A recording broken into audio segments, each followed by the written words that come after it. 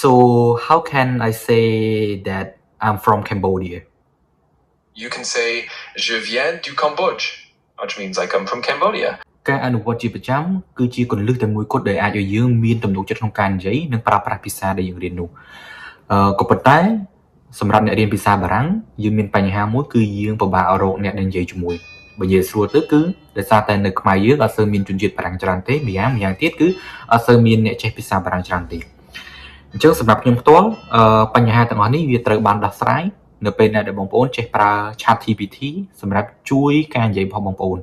និយាយមួយបែបទៀតគឺមានន័យថាបងប្អូនអាចអនុវត្តនិយាយភាសាដែលបងប្អូនរៀនហ្នឹងនិយាយស្រួលគឺភាសាបារាំងជាមួយនឹង ChatGPT បានអញ្ចឹងមាន app ផ្សេងៗទៀតដែលជា AI ដែលបងប្អូនអាចប្រើបានដូចជា Gemini, Claude ឬក៏ ChatGPT ទៅតែប៉ុន្តែសម្រាប់ខ្ញុំខ្ញុំចូលចិត្តប្រើ ChatGPT ដោយសារវាមានភាពងាយស្រួលជាងអញ្ចឹងបងប្អូនអាចអនុវត្តនិយាយជាមួយនឹង ChatGPT ជាប្រចាំទៅទោះបីជាពេលខ្លះហ្នឹងការនិយាយរបស់ ChatGPT នេះវាធ្វើយើងមានអារម្មណ៍ថាដូច robot ណាមានថានិយាយស្កប់ក៏ប៉ុន្តែយ៉ាងហោចណាស់គឺយើងបាននិយាយដែរអញ្ចឹងសូម្បីតែរាល់ថ្ងៃនេះខ្ញុំក៏នៅតែអនុវត្តនិយាយភាសាបារាំងជាមួយនឹងAI ដែរជាមួយនឹង ChatGPT ដែរនៅពេលណាដែលខ្ញុំចង់លើកប្រធានបទអីមួយឬក៏ខ្ញុំចង់សាកតេស្តសមត្ថភាពការនិយាយរបស់ខ្ញុំថាតើខ្ញុំអាចនិយាយភាសាបារាំងហ្នឹងអាចយល់សងតង់គ្នាឬក៏ ChatGPT អាចយល់ឲ្យខ្ញុំចង់បានអត់អូខេអញ្ចឹងថ្ងៃនេះខ្ញុំចង់បង្ហាញបងប្អូនពីរបៀបបន្តិចបន្តួចទេមិនជាច្រើនទេហើយខ្ញុំគិតថាបងប្អូនមួយចំនួនធំក៏ដឹងដែរក៏តែមួយចំនួនតូចអត់សូវបានដឹងឬក៏អត់សូវបានចេះប្រើ ChatGPT អញ្ចឹង ChatGPT មួយចំនួនបងប្អូនចេះប្រើតែស្រាវជ្រាវឬក៏ធ្វើការងារលំហាត់អីទេដូចខ្ញុំបានបង្ហាញវីដេអូមុនអញ្ចឹងណាក៏ប៉ុន្តែ ChatGPT វាជួយយើងច្រើនមែនទែនហើយជាពិសេសក្នុងការរៀនភាសាអញ្ចឹងក្នុងវីដេអូនេះខ្ញុំក៏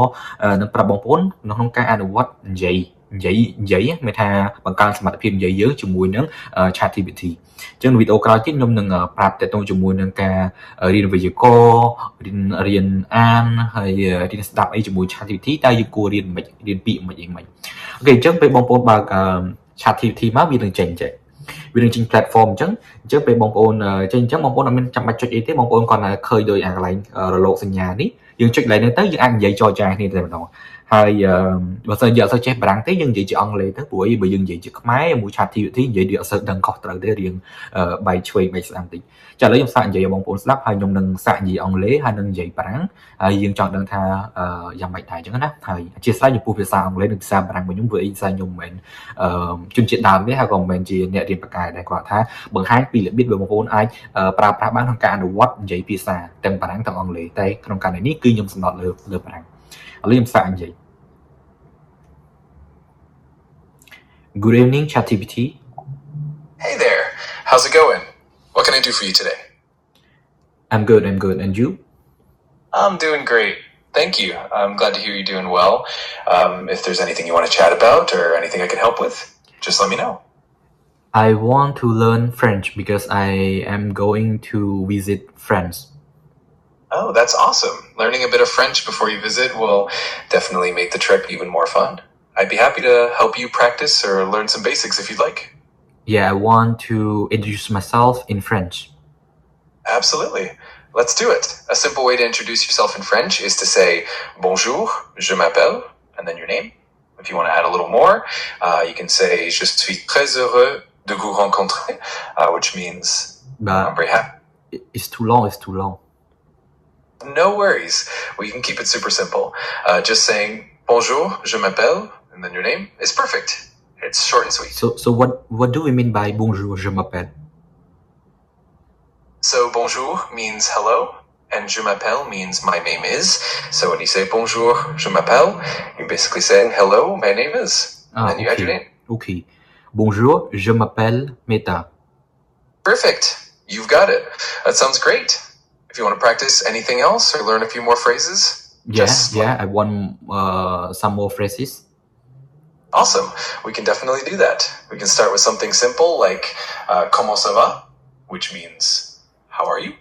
Okay. And you can okay. Comment ça va? Très bien. Ça va très bien. Merci. And if you want to respond, you can say ça va bien, which means I'm good, or just ça va, which is more casual. Okay. So how can I say that I'm from Cambodia? You can say je viens du Cambodge, which means I come from Cambodia. It's a nice and simple way to share that fact. You speak too fast. I cannot understand. Oh, I'm sorry about that. I'll slow down. So to say that you're from Cambodia, you can say Je viens du Cambodge. Let me know if that's clear. Je viens du Cambodge. That was perfect. You're doing great. If you want to practice any more phrases or have any questions, អូខេអញ្ចឹងអ្នកបងប្អូនបានឃើញអញ្ចឹងនេះគឺជា conversation ខ្លីដែលខ្ញុំនិយាយជាឧទាហរណ៍ទេអញ្ចឹងបងប្អូនអាចនិយាយជាបារាំងសុទ្ធអាចនិយាយជាអង់គ្លេសសុទ្ធអីហ្នឹងអនុវត្តនិយាយបានមកសេរីតែម្ដងហើយជាទូទៅដូចខ្ញុំនិយាយអញ្ចឹងសម្រាប់ខ្ញុំផ្ទាល់ខ្ញុំតែងតែយកមេរៀនដែលខ្ញុំរៀនហ្នឹងយកមក summarize ជានិយាយហើយខ្ញុំឲ្យ ChatGPT ស្ដាប់ហើយខ្ញុំសួរដេញដោលអញ្ចឹងណាឬក៏ឲ្យ ChatGPT សួរខ្ញុំនៅសំណួរដែលខ្ញុំបាននិយាយហើយហ្នឹងឯងអញ្ចឹងសរុបមកAI វាជួយយើងអញ្ចឹង AI មិនមែនគាត់តែប្រើសម្រាប់ថាយើងដោះស្រាយបញ្ហាទេសំខាន់យើងបង្កើនសមត្ថភាពអញ្ចឹងម្ដងទៀតបងប្អូនអាចចុចចូលកន្លែងហ្នឹងហើយបងប្អូននិយាយទៅគឺវាឆ្លើយអូតូឲ្យយើងមិនចាំបាច់ចុចអីទេអញ្ចឹងពេលយើងប្រើ ChatGPT គឺវាមានប្រយោជន៍អញ្ចឹងនៅក្នុងវីដេអូនេះខ្ញុំបានបង្ហាញខ្លះៗហើយទាក់ទងជាមួយនឹងការនិយាយហើយបើសិនជាបងប្អូនមានចម្ងល់ឬក៏ចង់ខ្ញុំមកធ្វើពីវីដេអូអីផ្សេងទៀតបងប្អូនអាចសួរខ្ញុំនៅខាងក្រោមនឹងបានខ្ញុំនឹងព្យាយាមធ្វើបន្ថែមទៀតហើយខ្ញុំនឹងព្យាយាមនិយាយពីចំណេះដឹងខ្ញុំបានរៀននៅទីនេះនៅប្រទេសបារាំងចែកម្លែកទៅកាន់បងប្អូនទាក់ទងជាមួយនឹងការប្រើប្រាស់ AI ឬក៏ technique ក្នុងការរៀននិងបង្រៀនឬក៏ប្រធានបទផ្សេងៗដែលខ្ញុំទទួលបានខ្ញុំនឹងព្យាយាមចែកម្លែកនៅលើ page Facebook និង channel YouTube ឈ្មោះថាពីខ្ញុំឬក៏ The Money អរគុណច្រើនសម្រាប់ការតាមដានវីដេអូនេះហើយជួបគ្នាវីដេអូក្រោយ